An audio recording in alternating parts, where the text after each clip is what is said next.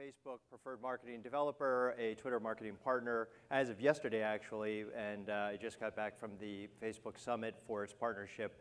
The program is transforming. It's no longer the preferred marketing developer program. It's the Facebook Marketing Partners program. So that'll be interesting, and we'll see how that evolves. It's expanding is the quickest way to put it, and also becoming a little bit more narrow and more focused on some of the key objectives of marketers. So think of it almost as Facebook turning from kind of internal to a little bit more external, using a little bit less jargon, a little bit more marketing focused. So we're going to talk here today about this process of going from conversation to conversion, the value of social, how social is different and what it can contribute in terms of the ecosystem and in terms of marketing. That last panel was a great segue because a lot of the key themes that you heard there play out within the social media ecosystem, certainly data, mobile, programmatic even, and so we'll talk about some of that. So social, as we just heard from Shelley, is about telling stories. Right? This is one of the key elements that makes it valuable from a marketer's perspective. If you think of it, and this is certainly something that a lot of social advocates talk about, what social does is it taps into a more core sort of human characteristic, the storytelling characteristic, the conversation characteristic. There's the better part of 100,000 years of experience in human evolution that are focused on these things, and that is different than the Madison Avenue push sort of approach that is 100+ years or so in the making. So social, when it works and when it's done well, is about establishing a conversation. We've certainly been having conversations for a very long time. It used to take a lot longer to share them. What we see now with social is that the speed of that storytelling has made things more interesting, more complicated. And as I think of it, what it is, and we've all heard the buzz phrase of one-to-one conversation at scale or one-to-one engagement at scale.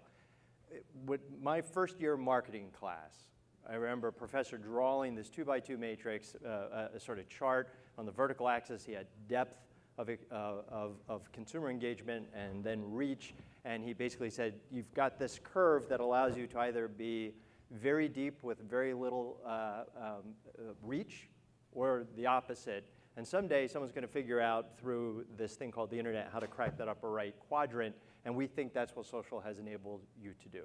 Social does enable you for really the first time, we think, from a digital perspective, to very effectively engage in conversation with the consumer, drive to an event, and see something come out of that. So overall, what is social now? And there are really three takeaways that I'll sort of leave you with from this conversation today. Hopefully that makes sense. One is social is about storytelling and conversation, and that is unique. Number two, social is not a channel. And this is something that a lot of folks in the agency space are still grappling with. Social is not a channel equal to TV, equal to digital display, equal to email. Social is a different way of serving ads. And number three, social is very much about brands, and that's becoming more and more true, and I think you'll see a lot of that in 2015. So it's not a channel.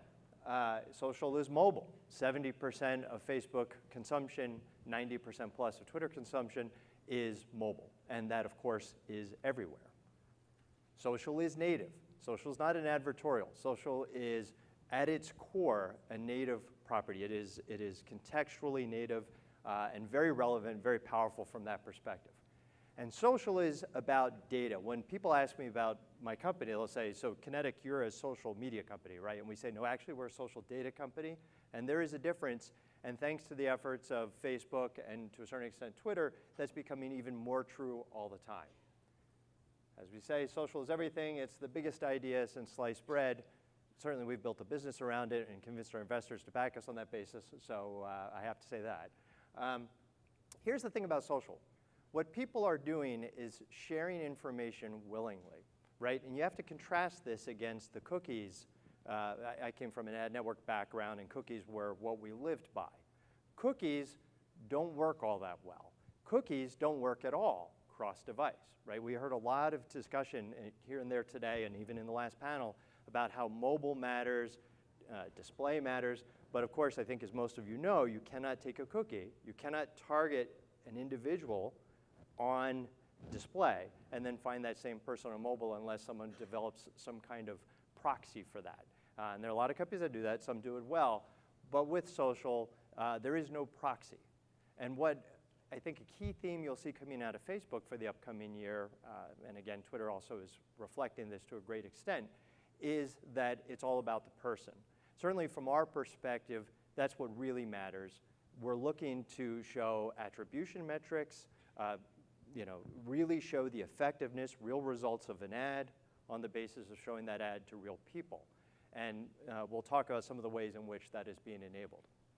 So there's, the way we think of it is, you can think of social as kind of in two buckets. You could apply this to Facebook, two sort of broad buckets.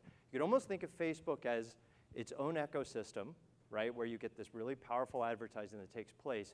But increasingly, you can think of Facebook as a data set that you can access that addresses real people, that uses a Facebook ID, it doesn't use a cookie, to get to real people no matter what device that they are consuming the content on.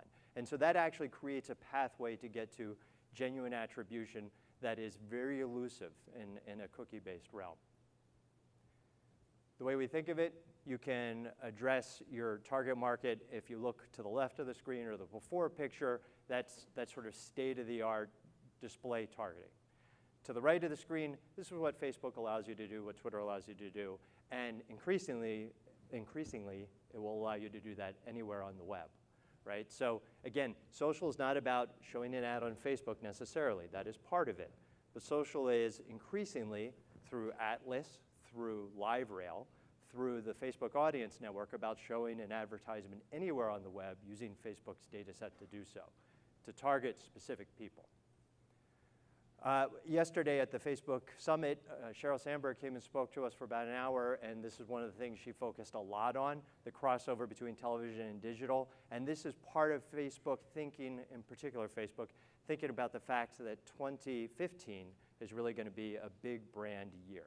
And now we see digital, and of course Facebook being a giant piece of digital, getting to the stage where this is a primary consumption vehicle for the consumer, and using brand awareness type advertising and being able to drive that to an action becomes pretty critical and possible. We know that in the open web, as we call it, you use a DMP or DSP, demand-side platform. These are all different ways of accessing cookie-based data.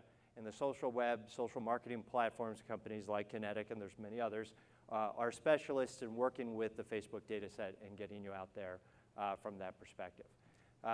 Just a couple of charts here to emphasize the fact that social is native. It is by its definition native, and that becomes extremely powerful in terms of telling stories. And we heard a little bit in the last panel about how a story can be put together, how it is curated in an automated way by Facebook in a way that's fairly powerful, machine learning, and enables content which is very interesting, and then from a marketer's perspective, a chance to leverage that. Social is native, social is mobile, social is everywhere. Atlas is one of the most exciting things for marketers that we've seen in a long time, and I think the community overall has not fully internalized that yet. Atlas enables you to take Facebook data and use it to improve your understanding of consumer activity against any advertisement that you serve anywhere.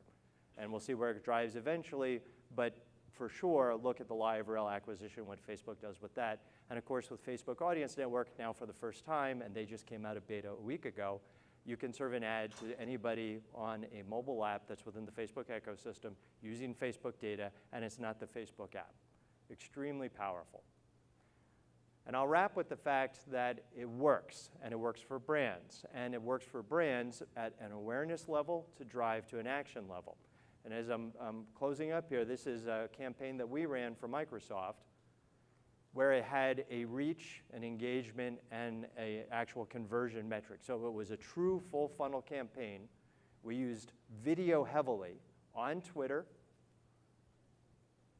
On Twitter, the slide didn't fully come out. It looks nicer than that. But in any case, we used it on Twitter and on Facebook, leveraging video, 900% increase in web traffic, twice the numbers of fans and followers associated with it, and 1.6 million office activations, which was the action-based metric at the bottom of this. So we think it really works well. We think it's an extremely powerful vehicle. We ultimately think that this is sort of a brave new world, and we are obviously leveraging partners like Facebook and Twitter to help push us out there. And what it does for the marketer is create an opportunity to really identify and show a message and engage in a conversation with real people with real results. And with that, I'm done. Thank you very much.